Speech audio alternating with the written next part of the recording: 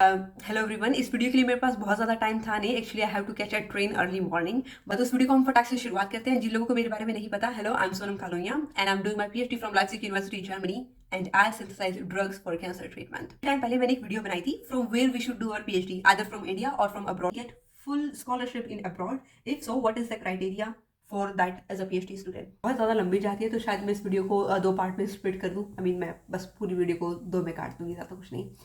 I have pursued master from GU. Can I apply for PhD abroad or I need to do masters first there? No, बिल्कुल भी नहीं। आपने तो due से करी हुई है, तो आपको दोबारा से यहाँ पे मास्टर करने की कोई ज़रूरत नहीं है। इतना टाइम वेस्ट बिल्कुल मत कीजिए, क्योंकि यहाँ पे मास्टर ऑन पेपर तो 2 साल की होती है, but most of the student उसको 3 साल के अंदर फिनिश करते हैं। तो अपना ये 3 साल यहाँ पे आकर के दोबारा वेस्ट करने की ज़रूरत नहीं है। आप इंडिया से ही डायरेक्टली पीएचडी के लिए अप्लाई कीजिए। और ख़ासतौर पे केवल ड्यू वाले ही नहीं, अगर आप किसी लोकल यूनिवर्सिटी या स्टेट यूनिवर्सिटी से भी पढ़े हुए हैं तो भी बिल्कुल बिना हेजिटेट किए आप सीधा अप्लाई कर सकते हैं। तो ऐसा नहीं है कि केवल आईआईटी वाले बच्चे ही बाहर सेलेक्ट होंगे या फिर ऐसा कुछ है। अगर आप नॉर्मल स्टेट यूनिवर्सिटी से भी हैं तो भी आप डायरेक्ट पीएचडी के लिए अप्लाई कर सकते हैं। तो ऑब्वियसली नो। ओह वाह, किसी ने बहुत ही अच्छा और बहुत ही लंबा सा कमेंट किया हुआ है। I think first you require an equivalent certificate. If that country give you degree equivalent to master in their own respective country, then you can pursue PhD without doing master in that country. The specific requirement can vary by country and by institute. It's always best to check the specific university or country educational authority for precise detail. जी बिल्कुल सही। जिसने भी ये comment किया है वो बहुत ही ज़्यादा सही तरीके से किया है। मैं शायद अभी कुछ भूल रही हूँ। जब मैंने यहाँ पे आकर के अपनी पीएचडी करने की शुरुआत करी थी, उससे पहले भी मुझे अपनी आईआईटी से जो सर्टिफिकेट थी वो दिखानी थी कि यहाँ के मास्टर के इक्विवेलेंट हैं, और अपनी बैचलर्स की भी। तो एक जीटा फैक्टर करके एक होता है, जिससे हम अपना जो सर्टिफिकेट है वो कंपेयर कर सकते हैं। प्लस मुझे पर्टिकुलरली अपनी जो सर्टिफिकेट थी वो जर्मनी में ट्रांसलेट भी करवानी पड़ी, जिसके मैंने 35 यूरो एक्स्ट्रा पे किए थे। हाँ, मुझे अब याद आया उस चीज़ के लिए। लेकिन ये बहुत ही आसान है, क्योंकि इंडिया की बहुत सारी यूनिवर्सिटीज़ हैं और लगभग सारी ही यूनिवर्सिटी जो इक्विवेलेंट कंसिडर की जाती हैं। मैं भी चेक करती हूँ कि वो क्या फैक्टर था। इस वीडियो को पॉज करके दोबारा से स्टार्ट करते हैं। हाँ, तो मैंने अपनी सारी पुरानी ईमेल्स खोल करके देखी हैं। ZAB करके होता है, जो कि सर्टिफिकेट प्रोवाइड करता है आपको कि आपकी जो यूनिवर्सिटी की डिग्री है वो इक्विवेलेंट है आपकी जर्मन डिग्री के बराबर में।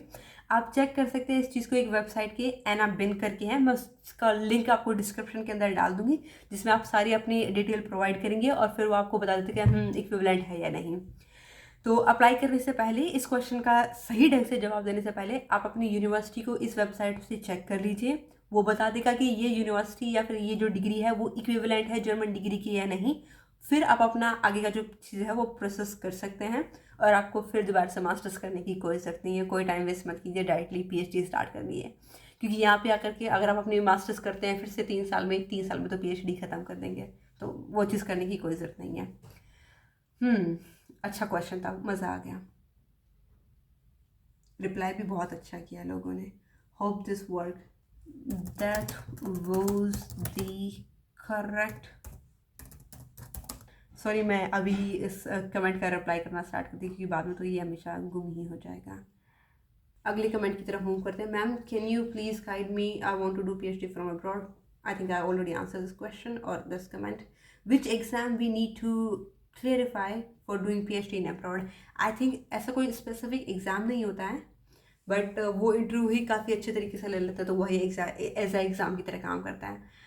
कुछ केसेस में शायद हो सकता है कि आपको इंग्लिश प्रोफिशिएंसी एग्ज़ाम देना पड़े, बट इन माय केस मैंने कोई एग्ज़ाम नहीं दिया था। मैंने इंटरव्यूज़ दिए थे काफ़ी सारे। Yeah ma'am, I have one question regarding PhD in Switzerland. Please tell me total expense for applying visa, everything, first time that any person should be invited.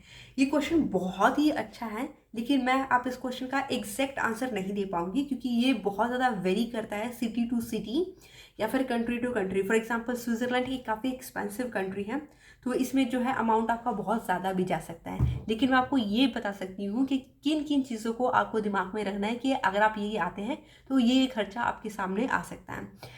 तो सबसे पहला जो खर्चा होगा वो आपका होगा वीज़ा का, आपकी फ़्लाइट का, आपके फर्स्ट मंथ का रूम रेंट। लेकिन अगर आपका प्रोफेसर अच्छा है तो वो आपको कुछ पैसे एडवांस दे सकता है, लेकिन वो आपको बाद में रिटर्न करेंगे, मतलब बेसिकली आप बोरो कर सकते हो उनसे मनी। तो आपका वीज़ा का खर्चा, आपका फ़्लाइट का खर्चा, आपका फर्स्ट मंथ का रूम रेंट, प्लस आपका डिपॉजिट मनी। डिपॉजिट मनी उसको बोलते हैं जो कि आपको रूम के पहले देना होता है, एक सर्टेन टाइप ऑफ अमाउंट। उसके बाद में आपकी जो यूनिवर्सिटी की फ़ीस होती है फर्स्ट सेमेस्टर की, वो यूनिवर्सिटी की फ़ीस। फ़िलहाल जर्मनी में अगर आप स्टूडेंट हो तो आप उस स्टूडेंट आईडी से ही पूरा जर्मनी ट्रैवल कर सकते हैं, लेकिन बाकी यूनिवर्सिटीज़ में और बाकी कंट्री के अंदर ये पॉसिबल नहीं है, आपको टिकट लेना पड़ता है। तो उस चीज़ का एक्सपेंस भी आपको एक्स्ट्रा पे करना पड़ेगा। हेल्थ इंश्योरेंस के लिए इन सब को कवर करते हुए जितना भी खर्चा आएगा। सो बेसिकली आपको यही 4-5 चीज़ों के बारे में थोड़ा सा ध्यान देना होता है। Ma'am, I am political science student, can I have an opportunity to go abroad for PhD? Of course, why not. यहाँ पे तो बहुत ही ज़्यादा वैरायटी ऑफ फील्ड के आपको स्टूडेंट मिलेंगे जो आप सोच भी नहीं सकते, वो आपको ऐसी फील्ड में PhD करते हुए दिखाई देंगे। तो पॉलिटिकल साइंस तो फिर भी बहुत अच्छा है। एक मिनट, मैं क्रिटिसाइज नहीं कर रही थी इस चीज़ को, मैं बस बता रही थी कि आपको ऐसे ऐसे टॉपिक मिलेंगे, ऐसे इंटरेस्टिंग टॉपिक मिलेंगे जिसको आप पहले कभी आपने इमेजिन नहीं किया होगा। मैं किसी टॉपिक को अच्छा या बेकार नहीं बोल रही थी। आई मीन पॉलिटिकल साइंस तो हम डेली यूज़ में सुनते रहते हैं, तो sorry. So obviously I would highly appreciate to apply for PhD here. If I have completed my master from India and now I want to do PhD from Canada, do I need to do master in Canada again to get into PhD? No, no, no, no, no. I already answered this question. You don't need to repeat your masters in any of the country if you follow the certain criteria.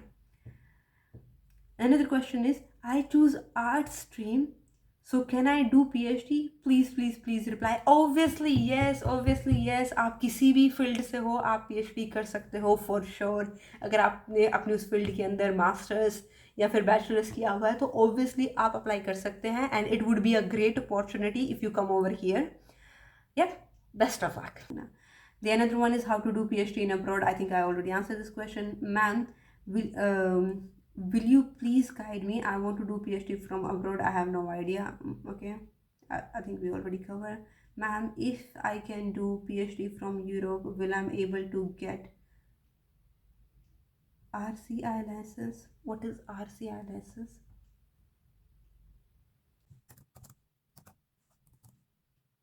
Okay, I'm sorry. I think I can't answer this question because I don't know what is ICR license. Hey ma'am, please reply. I want to do PhD from abroad. I am pursuing master in English. Please guide me. How can I apply for PhD in abroad? इसके भी बहुत ही simple तरीका है। जैसे मैंने पहले बताया था, या तो आप ओपन पोजीशन में ऑलरेडी अप्लाई कर दिया, या फिर जो इंग्लिश के प्रोफेसर है पर्टिकुलर यूनिवर्सिटीज़ में जिनका काम आपको पसंद आता है, आप उनको डायरेक्टली मेल लिख सकते हैं। I want to do PhD microbiology. Please tell me some more university who provide me scholarship, please ma'am. More universities मैं तो कहूँगी कि ये आप खुद भी सर्च कर सकते हैं अगर आप बायोलॉजी की फील्ड में हैं, लेकिन जो सबसे बेस्ट है, फॉर एग्जांपल अगर हम इंजीनियरिंग की बात करें तो इंडिया के अंदर IITs बेस्ट मानी जाती है। अगर हम साइंस की बात करें तो आइजर्स बेस्ट माने जाते हैं। ऐसे ही अगर आप बायो केमिस्ट्री या बायोलॉजी से रिलेटेड है तो जर्मनी के अंदर मैक्स प्लैंक इंस्टीट्यूट बेस्ट माने जाते हैं। तो आई वुड सजेस्ट कि आप प्लीज़ उसी में अप्लाई कीजिए, आपको फंडिंग भी ज़्यादा मिलेगी। आई थिंक ये वीडियो थोड़ा सा लंबा ज़्यादा हो रहा है, हम इसको यहाँ पे पॉज करते हैं। जो नेक्स्ट क्वेश्चंस हैं और नेक्स्ट कमेंट है हम उनको अगली वीडियो के अंदर कवर कर लेंगे। तो आई थिंक ये वीडियो आपको काफ़ी बेनिफिशियल रही होगी। मेरा भी टाइम काफ़ी ज़्यादा हो गया तो मैं भी फ़िलहाल सो जाती हूँ, मुझे कल जल्दी उठना है। बाय। अगर फिर भी आपको कोई डाउट होता है तो प्लीज़ आप इस वीडियो के भी कमेंट में डाल सकते हैं, मैं उस चीज़ को कवर करने की कोशिश करूँगी। प्लस बहुत सारी लिंक्स हैं इस वीडियो के अंडर में जो कि आप चेक कर सकते हैं। एंड या सी यू नेक्स्ट वीडियो।